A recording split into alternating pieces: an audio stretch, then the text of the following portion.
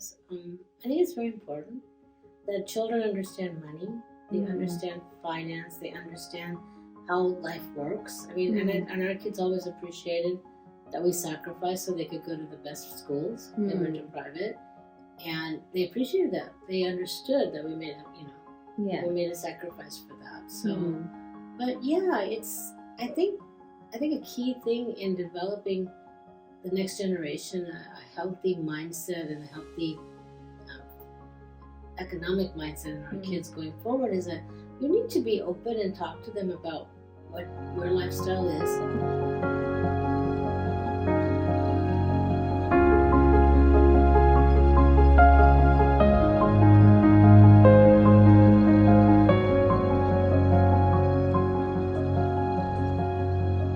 Hi, Poonam.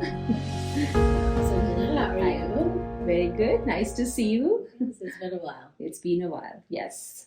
So, you know, we've we've talked to each other so many times. We've spent a lot of time with each other, and I've known you as a very, very strong person, right? I And think you have to be. I think you have to be in this always world. very strong and very, very clear in your thoughts. And I know you came to America when you were very young. I came when I was 6 years old. So, and I didn't speak any English at that time. Ooh, I basically just spoke in Hindi and Punjabi. okay. Yeah, but I have a good ear for languages. Okay. And so basically, within like a year of being here, I was pretty fluent Mm-hmm. in English. Yeah. Okay. Yeah. Well, I think one of the reasons was too, my parents stopped speaking to me in Hindi and Punjabi and just spoke to me in English. Oh yeah. Did Yeah. they regret that then? No, well, Later. like I said, I have a good ear for languages, Yeah. so it's So still you could do there. both. I Yeah. can do both. Yeah, I can do Mhm. multiples. Yeah.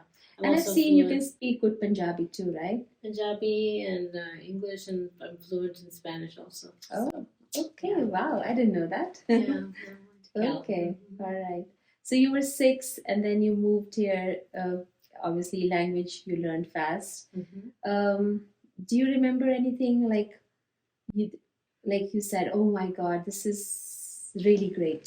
This is awesome in this country." Like, what is it that caught your attention the first time you? I think it's just the fact that it was such a different place, right?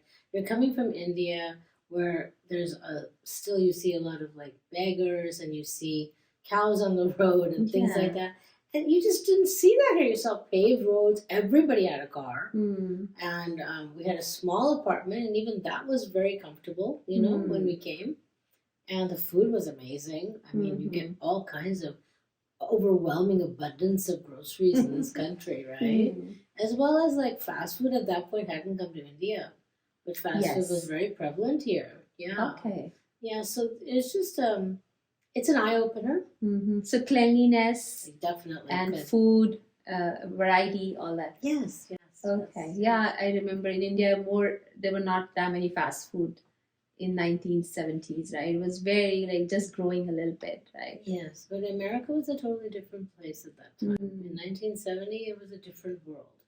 It was, I guess, even though it's a big country, it didn't have that huge effect.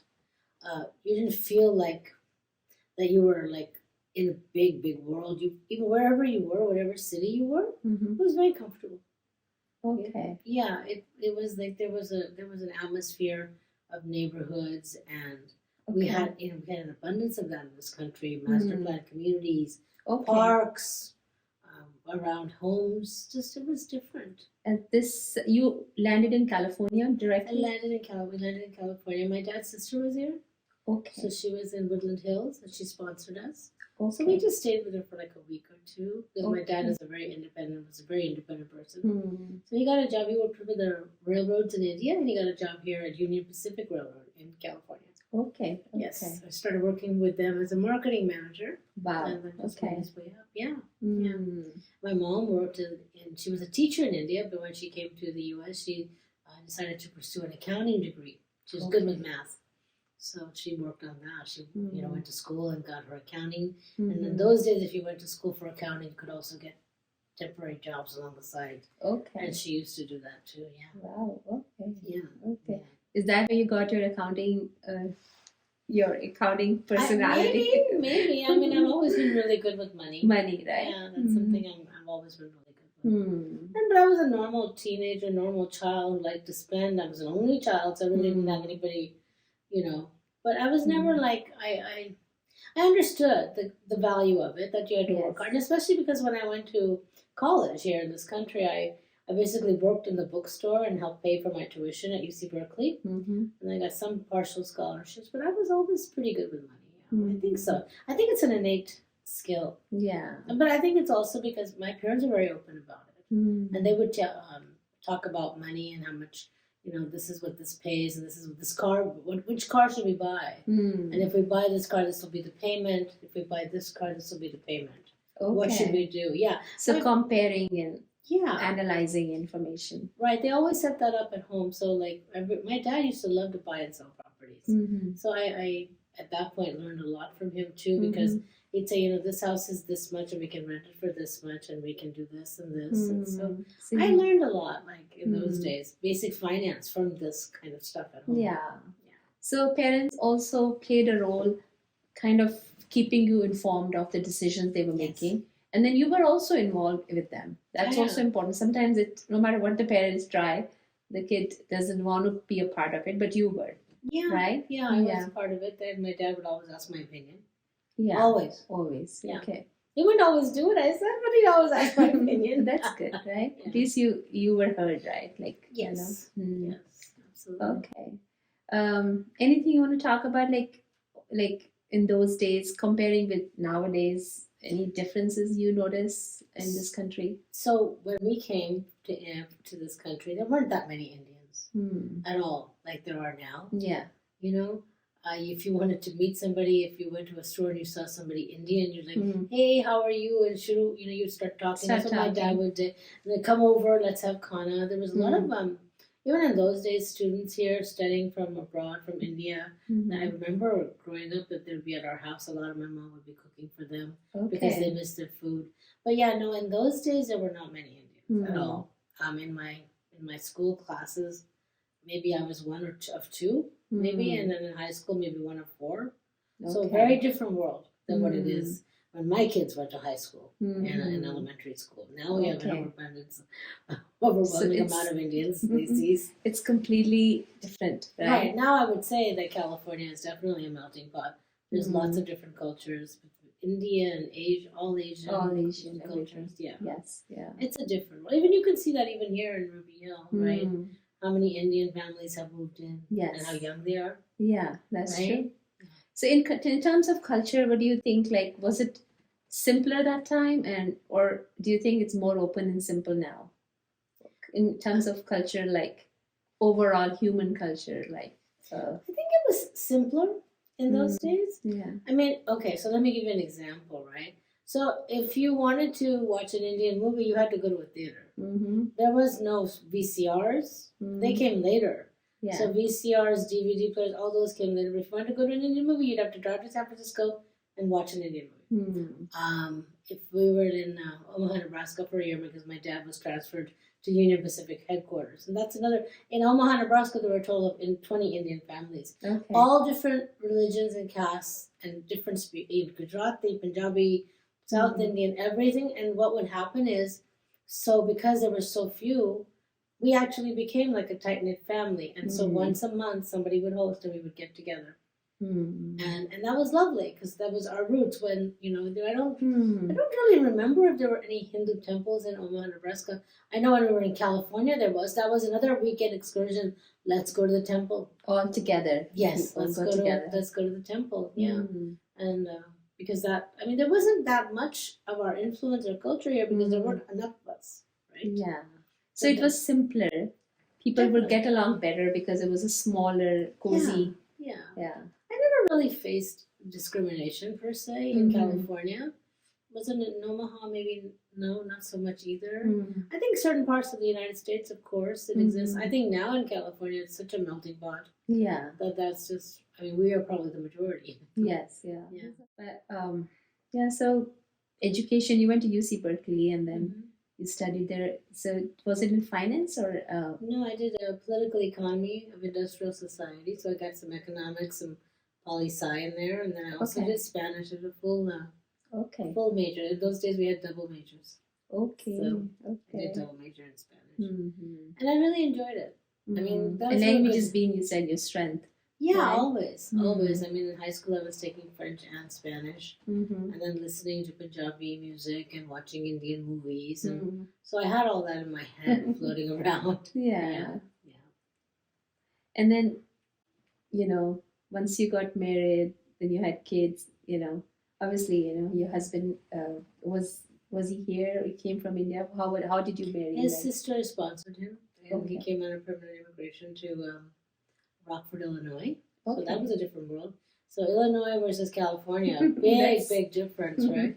But he always wanted to be like self-employed, have a business, things like that. And I was like, that's okay. I don't want to live in Illinois. I don't want to live in Rockford. If you want to come out to California, Yeah. that works out well. So you're so used to the sunshine here, right? Right. That's different again, right? So yeah, so we got married. We came out here, and he really wanted to be self-employed. So we bought a business together, our first business, which was like in those days you had cafeterias in different office buildings. That's how we started in business. Okay. We did that, and then we expanded, and so the cafeterias would grow larger and larger and larger. And we owned food concessions at one time in Monterey Peninsula College. Okay. Yeah, we had a gourmet coffee cart, a small little Okay. C-store in there, as well as a full cafeteria kitchen. Okay. Yeah, That's so interesting. we did different types of food service. Yes. So we were very comfortable, and we knew a lot about it. We did contracts with the state of California in the summer to feed the kids. Okay. Because a lot of the kids didn't have food at home, right? So we did that too. Okay. Yeah, so we would prepare the meals and then deliver them to different school districts. Wow. Yeah, Okay. so we've done a lot in that arena. And then at the same time we were doing that, we started looking for other businesses. So we bought our first gas station in '97. Okay. Yeah, it was a Chevron in San Leandro. And that, I think, my husband found his love. He loves gas station business. Okay. Yeah, that's his forte. That's his cup of tea. And I was still running some of the restaurants that we owned at that time. So you're both working different businesses and Yeah. self-employed. But always there to be able to drop off the kids and pick them up and spend time with them, take them to their activities and their sports. We never outsourced that to nannies or anything. Yeah. Not even grandparents. It was always us. Okay. And we spent a lot of time then when you're picking up, dropping off, talking. That is very important. Right? Yes. Yeah. Yeah. That is something I think that's where the real conversation happens. Exactly. You need to, because there's such limited time in this world, right? Because they have homework and they have other issues, and by the time they get done, they're tired. But yeah, no, whatever precious time you have with them, really talk to them. I find that that's a big motivator. Yeah.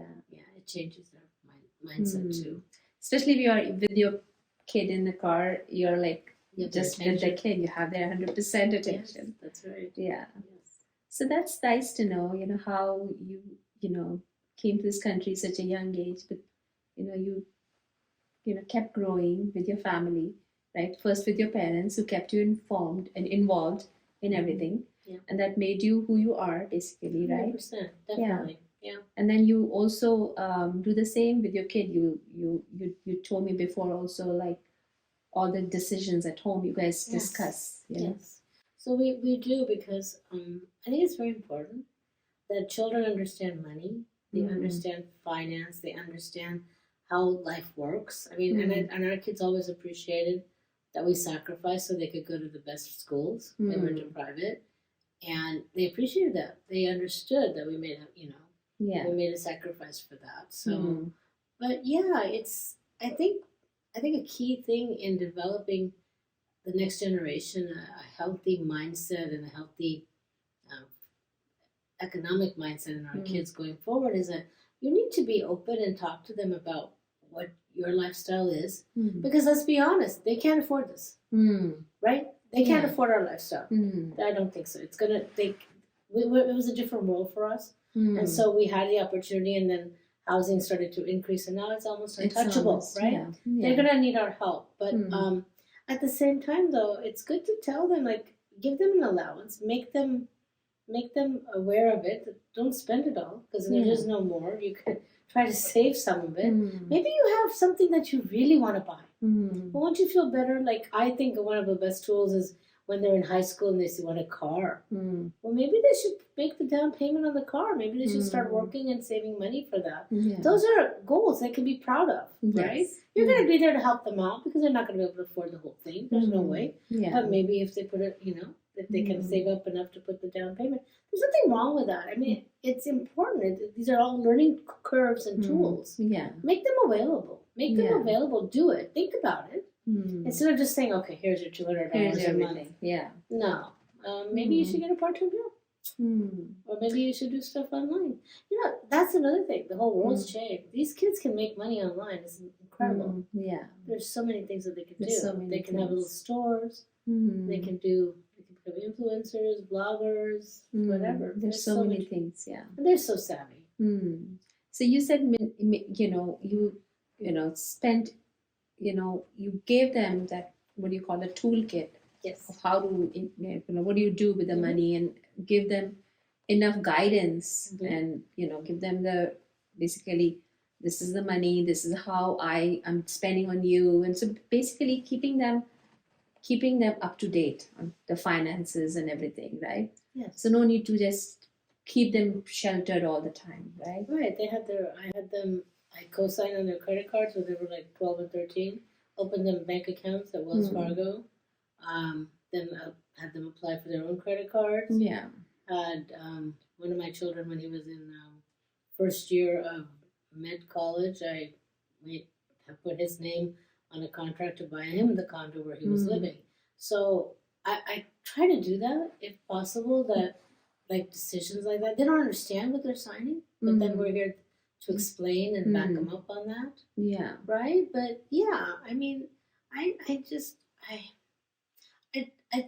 somebody was saying, well, I mean, I've met some people whose kids don't have a credit card, and they're in their like mid to late 20s, so they have no credit. And this country functions on credit. So if they don't, how can they do anything, right? People don't understand. They just don't get it. That, okay, we're just kind of like, they worry about it later. You can still manage it, or still like kind of look at it, but you still can help them with it, I guess, right? Well, you can be you can be like in a joint account, which is what we had when they were growing up. It was a joint account with mom and them, and then they would have to put in, like, they would get their allowance. They had to put in a certain amount of it, and you can monitor it too, right? Yes, yes, it's important in the beginning, and even to this day, they have credit cards. I'll ask them sometimes, well, what is this charge? Like, I know what most of the charges. Oh, what is this? Okay, so tell me why did you decide to do? Even though they're earning money, they're like, Mom. But it's okay. You're not it's a mom habit. Yeah, that's good. Always be there. And I guess sometimes they like it if someone is someone is watching and taking care of things a little bit. And now obviously kids are older, a little far away, but you can still monitor a little bit. Right, because sometimes I think they're so busy that I don't think about it. They just don't. A different eye too, right? Sometimes that also helps, right? Yes. A different pair of eyes, right? So a different perspective. Yeah, absolutely. Yeah. So that is really nice, like you talked about, how you came and how comparing and contrasting those days to nowadays. And it's still like some of the things obviously don't change, right? Yeah, but some of the things have deteriorated. And I'll tell you what's deteriorated, what's the difference. I know technology is super important. Artificial intelligence is super important. Cell phones are super important. They're part of our daily, but the art of conversation is gone. People text each other sitting across from the sofa. Like, what are you doing? Whatever happened to the art of conversation, right? And if you don't do those things, if you don't converse, if you don't read, so that's another thing. If you read on the internet, I get it, but don't be just looking at videos. Do something that's improving your mind, so that all of life is networking and who you meet and how you present yourself. And you can only do that in a few ways. Right? So one is to converse, like we're talking today. Another is to maybe in high school and all that with your children, they take like speech and debate. And they learn how to present themselves. But and also at the same time at home. you need to talk to your kids. Yes.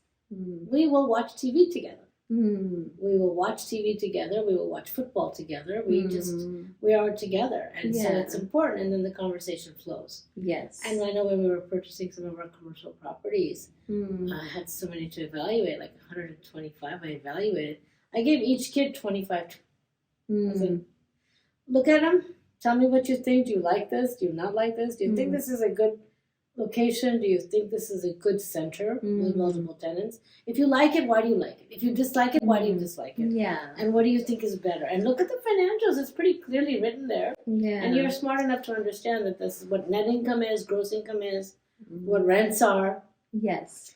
And see if you think it's worthwhile to spend this many millions to get this return, if you think it is or not. And I'm open to it because I'm going to be also evaluating. Yeah. And then when we have our final ones, we'll sit down and we'll hash out each one. So I always try to bring them in. So find an activity, as you said, to bring the family together, right? Could be just watching a movie together. Yeah. It could be just like discussing finances. It could something like just sitting together and talking, right? And I always ask them what they're doing, what's cool for them, and this and that. And when Snapchat was on fire, I was like, "You guys are on Snapchat. Well, oh, Mom, is a really cool thing." And I'm like, "Oh, maybe I'll buy some stock." They're like, "Yeah, maybe you should buy some stock in Snapchat." So we talk about stocks too.